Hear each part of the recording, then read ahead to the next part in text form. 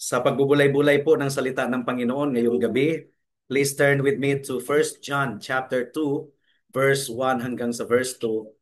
And series po ito or pagpapatuloy po ito sa ating expository series on the Epistle of John, First John chapter 2, verse 1 and 2. Ang sabi po dito, mga munti kong anak, ang mga bagay na ito ay isinusulat ko sa inyo upang kayo'y huwag magkasala.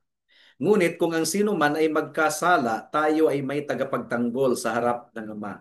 Si Hesus Kristo na siyang matuwid. Siya ang pampawi ng galit para sa ating mga kasalanan at hindi lamang para sa atin kundi para din sa kasalanan ng buong sanlibutan. May the Lord bless the proclamation of His word at this moment. Isang napakalaking kagalakan at napakalaking comfort sa atin na tayo ay magkakatipon ngayong gabi sa ilalim ng autoridad ng salita ng Panginoon. Tayo po ay namumuhay sa mundo na minamaliit po ang kasalanan or ang isang mundo na ang kasalanan ay magli-lead sa despair sa mga tao. Marami pong mga Christians na nahulog sa kasalanan at sila po ay nakakaranas ng spiritual depression. Pero sa isang tao ng Diyos na lumalago sa kanyang spiritual life, sa tunay na born again by the Spirit, meron pong dakilang katotohanan na nag-a-address sa dalawang extreme na ating iiwasan. Dalawang extreme na ating iiwasan at ipapaliwanag natin yan mamaya. At ano yung nag-a-address sa dalawang extreme na yon? Meron tayong advocate, meron po tayong tagapagtanggol, at meron po tayong propitiation. Ang ibig sabihin ng propitiation is pampawi ng galit. Now si Apostle John, matandang-matanda na po siya nung sinulat niya ito, tinagurian po siyang Apostle of Love kasi halos bawat statement niya meron siyang sinasabing beloved. Mahilig siyang gumamit sa salitang beloved. Siya ay sumusulat po sa atin sa teksto po natin ngayon, isang passage with profound theological truth and pastoral tenderness. Ina-address po niya ang kanyang mga readers. Meron pong term of endearment na nagre-reveal sa atin kung ano talaga ang laman ng puso ni Apostle John. Meron pong tatlong bahagi ang ating pagbubulay-bulay sa gabing ito. Una, a father's call, ang panawagan ng isang ama. Pangalawa, our advocate, ang ating tagapagtanggol or tagapamagitan. And pangatlo, our propitiation. Nawa po ay tulungan tayo ng Panginoon sa ating pagpapatuloy sa pagbubulay-bulay ng kaniyang salita. Dumako na po tayo sa unang punto. A father's call. Si Apostle John, gaya ng sinabi ko po kanina, matanda na siya dito, he is speaking as an aged father. Nagbigay po siya ng panawagan na ang kanyang mga readers ay lumakad ng may kabanalan. At ang paglakad natin na may kabanalan ay bunga ng ating karunungan sa katotohanan. Kaya nga sinabi po ni Apostle John sa verse 1, "My little children, I am writing these things to you so that you may not sin." I am writing these things. Unang-una, makikita po natin ang affectionate heart ng isang pastor, pusong pastor. Sinabi po niya, "My little children." So the Apostle John is acting as a spiritual father here. Ang kanyang tingin sa kanyang mga readers ay ang kanyang mga spiritual children. Hindi po sila malayo sa kanyang puso. They are very dear to the heart of the Apostle John. And this isn't a detached theological treatise, kundi sulat po ito ng isang pastol sa kaniyang mga tupa. Sulat po ito ng isang spiritual father sa kaniyang mga spiritual children. Pakinggan po natin si John Gill. Ang sabi po ni John Gill, "This is an appellation of love and tenderness and shows the apostles' great affection for them and concern for their good as a spiritual parent." At ang turing ni Apostle John sa kanila ay little children sapagkat naunawaan po ni Apostle John na ang kanyang mga tupa ay napaka-fragile, napaka-helpless. Sa mundong ito, helpless tayo kung hindi lamang sa biyaya ng ating Panginoon na nagpipreserve sa atin, tayo ay madaling mabihag, tayo ay madaling mabitag. So, ang kilos po ni Apostle John dito ay katulad ng isang protective father na sinisafeguard po niya ang kaniyang mga anak mula po sa spiritual danger or spiritual harm. They are His little children in the faith. They are born of God by the proclamation of the gospel. They are recipients of divine grace. Now, bakit sumulat si Apostle John ng laman ng kaniyang sulat? Ang sabi po ni John, I am writing these things to you so that you may not sin. Ano ba itong these things? Well, ang mga katotohanan, nauna na niyang nasulat sa chapter 1 at ang kanyang ihahayag pa sa chapter 2, chapter 3, chapter 4 hanggang sa chapter 5. In other words, the Apostle John fed them with truth, with doctrine. At ang purpose po ng doctrine ay hindi upang tayo ay yumabang. Ang purpose po ng katotohanan ay upang mamuhay tayo ng may kabanalan. I am writing these things to you so that you may not sin. The purpose of truth, the purpose of doctrine is to prevent us from sinning. Ang katotohanan na binanggit ni Apostle John sa chapter 1 na ang Panginoon ay liwanag, siya ay banal, nagtuturo din siya patungkol sa fellowship with God, the cleansing blood of Christ, at ang mga katotohanan na ipipresent pa niya sa kaniyang liham, yung utos niya na tayo ay magmahalan sa isa't isa. Nagbibigay din siya ng warning patungkol sa Antichrist at nagbibigay din siya ng assurance of eternal life. Hindi ito mere suggestion, mga kapatid, mga kaibigan. Ito ay mga solid truths, solid doctrine of God's Word. At ang purpose nito is to prevent us from sinning.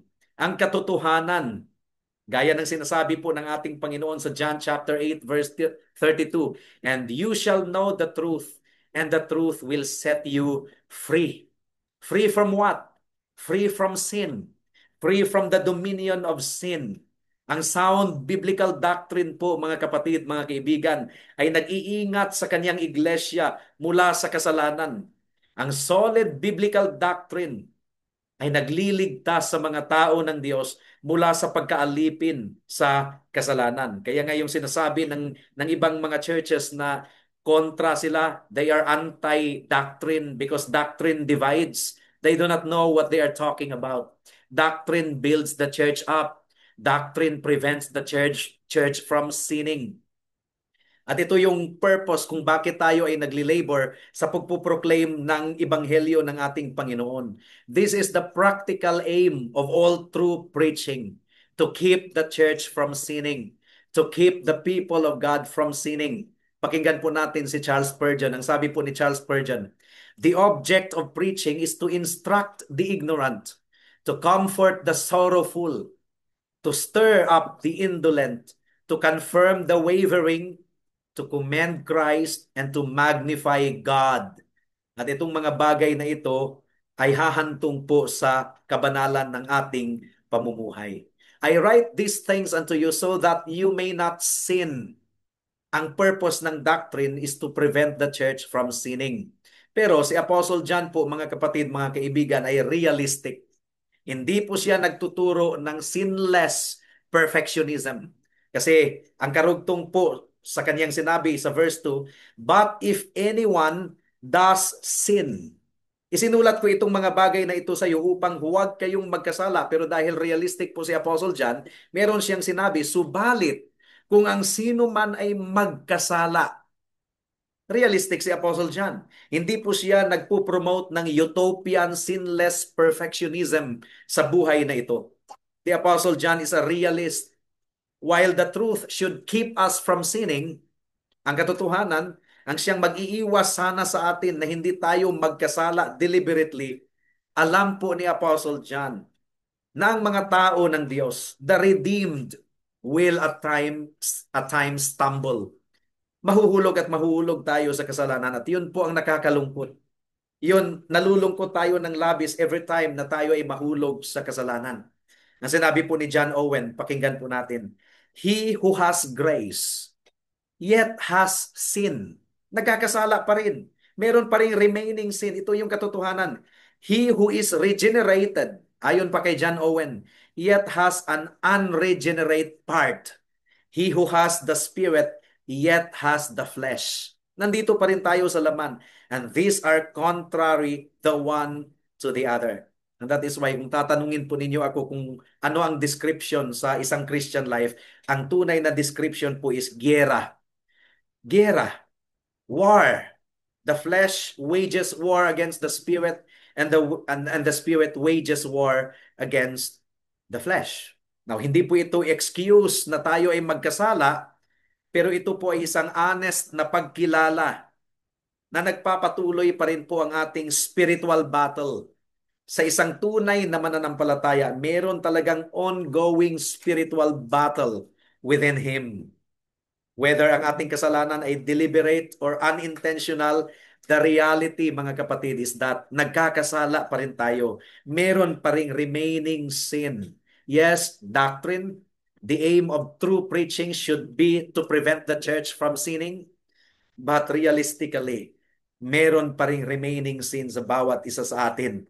At ito po ang ating ikinalulungkot at times. Isang palatandaan na ikaw isang tunay na Christian is that hindi mo ipinagtatanggol ang kasalanan mo. Inaamin mo, pero ikinalulungkot mo ng labis at hinihingi mo ng kapatawaran sa ating Panginoon at pinagsisihan sa ating Panginoon. Pangalawang punto, our advocate.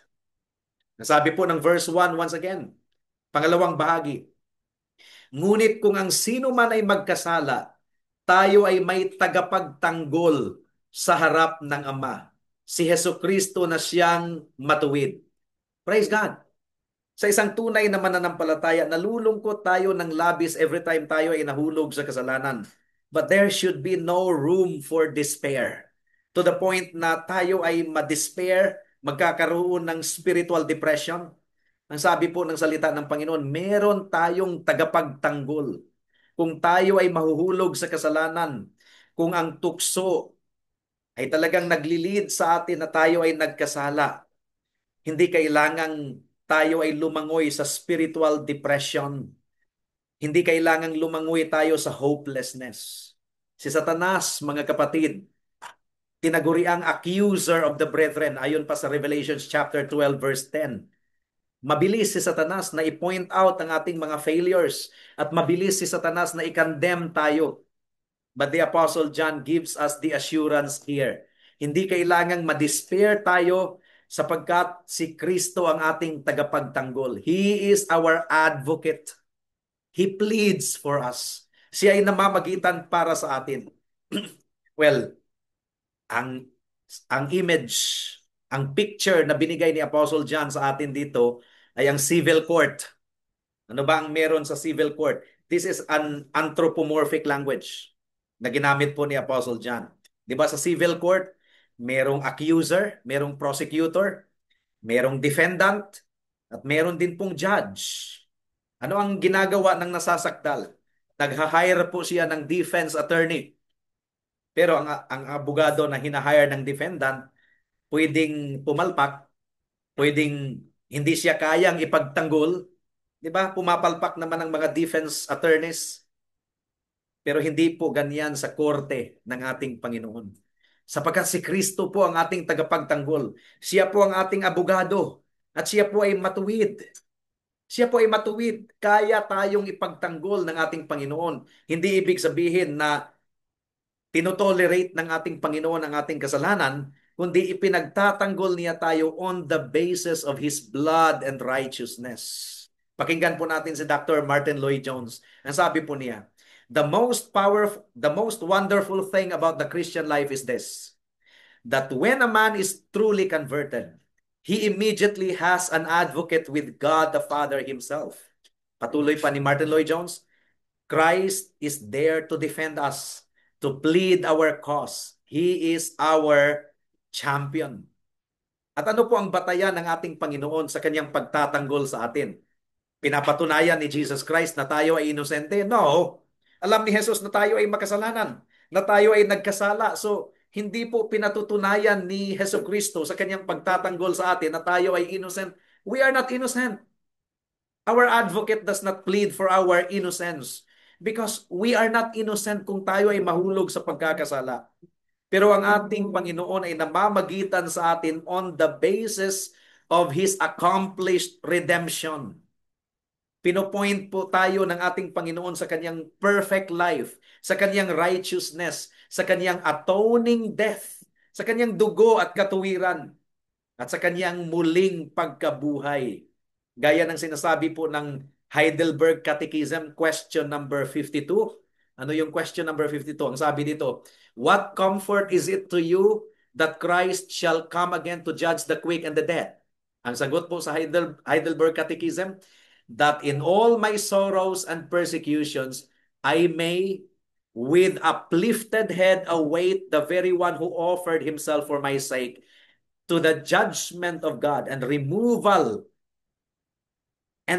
all curse from me, and who will cast all his enemies and my enemies into everlasting condemnation, but will take me with all his chosen ones to himself into heavenly joy and glory. Ang ating Diyos Ama at ang ating tagapagtanggol na wala nang iba kundi ang ating Panginoong Hesukristo, they are perfectly one in argument and verdict. Nagkakasundo ang ating tagapagtanggol at ang ating Diyos Ama na hukom ng lahat. Wala pong conflict of interest between the Father and the Son in the divine court. The transaction of redemption is finished. Forensically, ang ating kasalanan ay tinakpan, tinabunan ng dugo ng ating Panginoong Hesukristo, past, present, and future. Bago namatay ang ating Panginoon, siya po ay sumigaw, it is finished.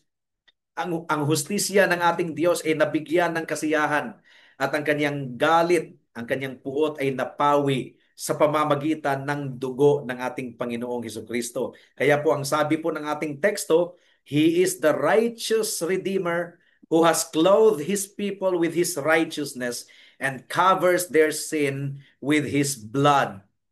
This is the glorious doctrine of imputation, imputed righteousness. Hindi po natin binabandila ang ating katuwiran, wala po tayo noon, kundi ang katuwiran ng ating Panginoong Hesukristo na idinamit sa atin. Ang katuwiran ng ating Panginoon at ang ating kasalanan ay napunta sa Kanya at ang Kanyang katuwiran ay napunta sa atin kung tayo ay nanampalataya sa Kanya. Bakit kaya tayong ipagtanggol ng ating Panginoong Hesus? And that leads us to the third point, our propitiation. Bakit kaya tayong ipagtanggol ng ating Panginoon? Sapagkat siya po ang propitiation. Ang ibig pong sabihin ng propitiation is pampawi ng galit. He is the display of God's righteousness and love. Verse 2, ang sabi dito, siya ang pampawi ng galit para sa ating mga kasalanan. Now I know that in your Tagalog translation, hindi po ginamit yung word na pampawi ng galit. Kasi nga, hindi po ako sang-ayon sa Tagalog translation po natin. Kasi sa Greek language, talagang propitiation po ito, mga kapatid. Pampawi ng galit. Siya ang pampawi ng galit para sa ating mga kasalanan. At hindi lamang para sa atin, kundi para din sa kasalanan ng buong sanlibutan. So si Kristo po ang appeasement of God's wrath. Siya po ang pampawi ng galit. This means na meron pong puot ang Diyos. Meron siyang puot at galit. At sa modern age po natin ngayon, hindi po nila maisip na ang Diyos ay merong galit, merong puot. Kaya nga ang Revised Standard Version of the Bible ng mga translators ay puro mga liberal scholars. Hindi po nila ginagamit yung propitiation. Iniiwasan nila ito. Ang kanilang ginagamit is expiation. Tama naman, binubura ng Panginoon ang ating kasalanan. Expiation yun. Mahalagang doctrine din po yan. Expiation. Forgiveness of sin. Pero hindi lang kasi expiation ang ginawa ng ating Panginoong Hesukristo. Propitiation. Pinawi niya ang puot at galit ng Diyos. Now, ayaw isipin ng mga liberal scholars ng Panginoon ay may galit because they only promote the love of God. They magnify the love of God. Meron pong composer ng hymn na, modern hymn na In Christ Alone. Di ba merong line doon na the wrath of God is satisfied. No, merong isang mainline Protestant denomination na naging liberal na nagpaalam na i-include yung kanyang hymno sa kanilang compilation of hymns, pero baguhin po yung yung phrase na the wrath of God is satisfied. Papalitan po ng the love of God is satisfied. Hindi pumayag ang composer. Kaya hindi po nila sinama sa kanilang himno. So you see, itong mga liberal denominations, mga liberal scholars, pilit nilang idini-deny o itinatanggi yung katotohanan na ang Diyos ay merong galit. But the Bible is complete all throughout the scriptures, complete of declarations, abundant of declarations na ang Diyos ay meron pong galit. Kaya nga merong judgment eh. Kasi meron pong galit, mga kapatid, mga kaibigan. Ang sabi po ng Romans chapter 1 verse 18, meron pong puot. Ang sabi dito, sapagkat ang puot ng Diyos ay nahahayag mula sa langit laban sa lahat ng mga kalikuan at kasamaan ng mga tao na sa pamamagitan ng kanilang kasamaan ay pinipigil ang katotohanan. Ang pag-ibig po ng ating Diyos ay hindi po yan sentimental, permissive love. No, no, no, no. Hindi yan ang uri ng pag-ibig ng Diyos. Ang pag-ibig ng Diyos ay banal, makatarungan, matuwid ang pag-ibig ng Diyos. At hindi po itinotolerate ng pag-ibig ng Diyos ang kasalanan. Ang katotohanan sa puot ng Diyos. Yun ang nagpapatingkad sa pag-ibig ng Diyos. Because the love of God is unconditional sa kabila ng ating kasalanan, sa kabila ng ating puso na likas na umaayaw sa Panginoon. God loved us unconditionally. Na ang pag-ibig ay tinutolerate ang ating kasalanan? No. Pinadala niya ang kanyang bugtong na anak na si Hesus Kristo upang lutasin ang problema sa kasalanan. So, the love of God does not tolerate sin because the love of God is righteous, the love of God is just. Pero tinugunan ang problema sa kasalanan. Inalay ng ating Panginoong Hesus Kristo ang kanyang sarili as a sacrifice because the love of God is sacrificial. Inalay niya ang kanyang sarili bilang handog upang mapawi ang galit ng Diyos, upang mabayaran ang lahat ng kaparusahan na dulot ng ating kasalanan. Without the shedding of blood, there is no forgiveness of sin. Pakinggan po natin si John Murray. Ang sabi po ni John Murray, propitiation is the turning away of wrath by an offering. The wrath of God is turned away from us because Christ offered himself in our stead. He bore the full brunt of that wrath. What a beautiful expression from John Murray. Pero meron lang po tayong lilinawin po sa ating teksto sa gabing ito. Let's read verse 2 once again. Ang sabi po dito, siya ang pampawi ng galit para sa ating mga kasalanan. Hindi lamang para sa atin, kundi para din sa kasalanan ng buong sanlibutan. Now, ano bang ibig sabihin itong buong sanlibutan? Hindi po nagtuturo ang Biblia ng universal atonement na lahat ng tao, lahat ng individual sa buong sanlibutan without any exception ay binayaran ng Panginoon ang kanilang kasalanan. No, no, no, no. God did not die or Jesus Christ did not die for all of the people in the world without any exception. No. Hindi po tayo nagtuturo ng universal atonement, pero nagtuturo po tayo ng global redemption. Ang ibig pong sabihin nito, lahat po ng lahi, lahat po ng lipi, lahat po ng wika, sa lahat ng tribo sa buong mundo, meron pong elect ang ating Panginoon. Merong representation ng elect ng ating Panginoon. And not for ours only, but for the sins of the whole world. Itong phrase na the whole world, misunderstood ito ng mga Arminian. Hindi po nangangahulugan ito ng atonement po ng ating Panginoon ay para sa single individual in the world, every single individual in the world, in the sense that everyone is automatically saved. No. Contradiction yan siya sa doctrine of election na malinaw na itinuturo ng banal na kasulatan.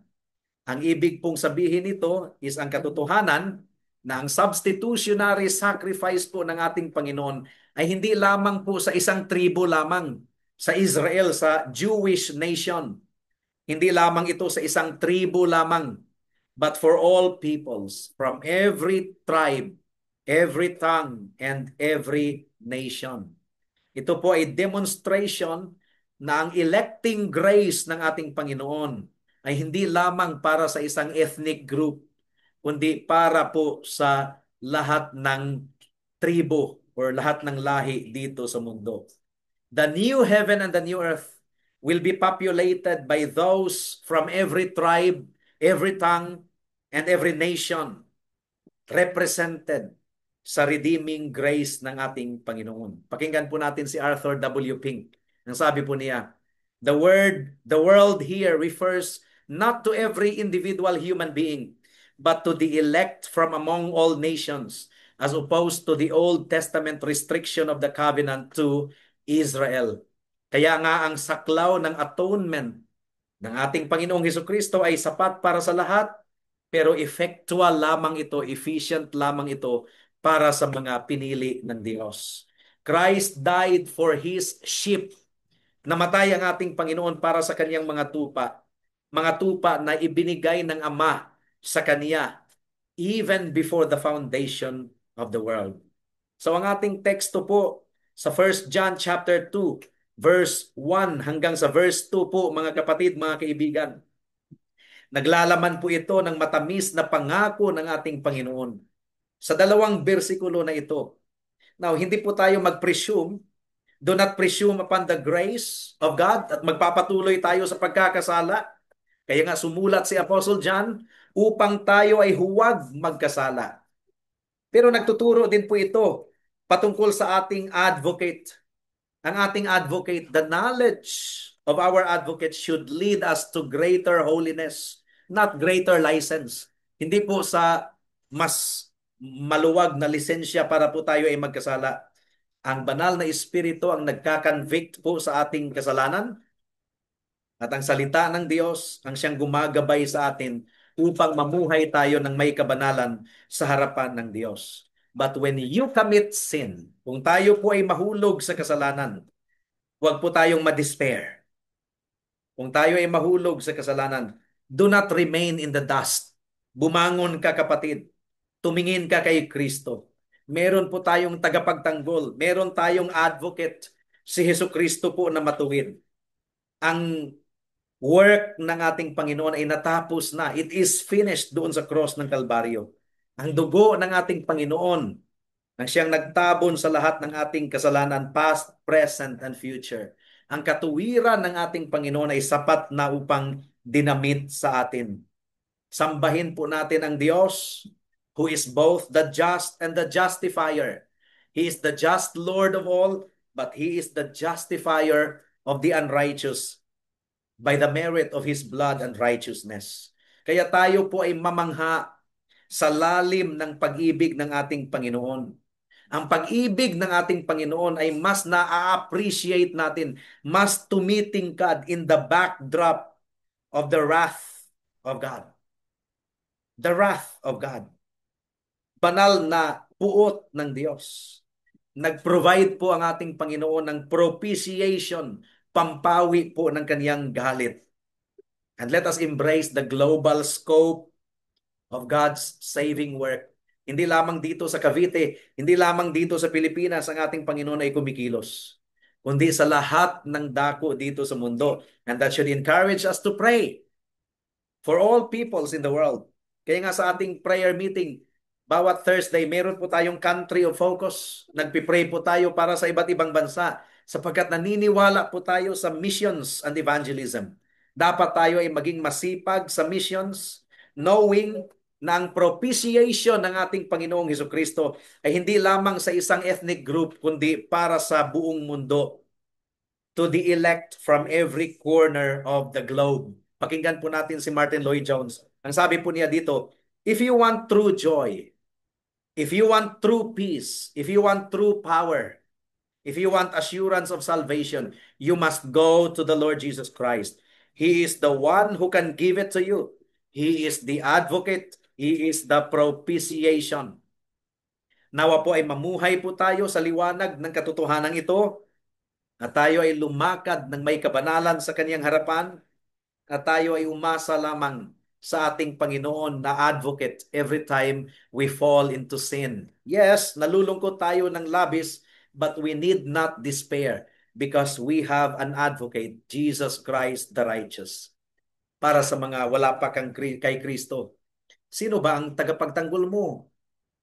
Kung ikaw ang iniisip mo, ikaw ang magtatanggol sa sarili mo, magpakabait ka, umaasa ka sa katuwiran mo, para sa pagharap mo sa Panginoon ay mai-impress ang Diyos, iaabsuelto ka, vanish the thought, mga kapatid, mga kaibigan.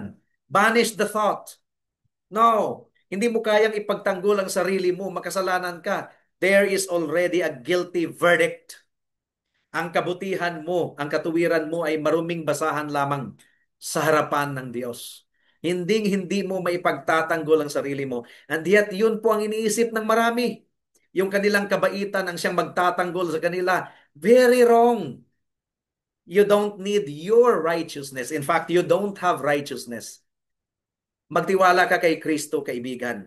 Magsisi ka sa kasalanan mo, magtiwala ka kay Kristo. Ang katuwiran ni Kristo ang magtatanggol sa iyo. Si Hesus Kristo, on the basis of His blood and righteousness, siya ang magtatanggol sa iyo. If you believe in the Lord Jesus Christ, His righteousness is already sufficient for you. And His blood is already sufficient for you na linisin ka sa lahat ng kasalanan mo, past, present, and future. By the blood of Jesus Christ and His righteousness, ikaw ay mapapawalang sala sa harapan ng Diyos. Lumapit ka kay Kristo, kaibigan, ngayon din. Baka bukas ay huli na ang lahat. Tayo po ay manalangin. Salamat po aming Panginoon sa mensahe ng inyong salita na aming natanggap ngayon. Naway nangusap kayo sa amin. Naway saliksikin namin ang katotohanan. Lumago kami sa doctrine. Solid biblical doctrines. At ang paglago namin sa katotohanan ng inyong salita ay hindi dapat magdulot sa amin ng kayabangan. Itong mga bagay na ito ay pinahayag ng inyong salita so that we will be kept from sinning, upang huwag kaming magkasala. But the Apostle John is a realist. But if we sin, we have an advocate. That is why the Christian life is a mixture of joy and sorrow. Nalulungkot kami ng labis dahil sa aming kasalanan, nahuhulog pa rin kami, remaining sin. But we are also comforted by the fact that we have an advocate. We have a propitiation. Jesus Christ, the righteous one. Salamat po, o aming Panginoon. Ito po ang aming samot dalangin sa pangalan ni Jesus. Amen and amen.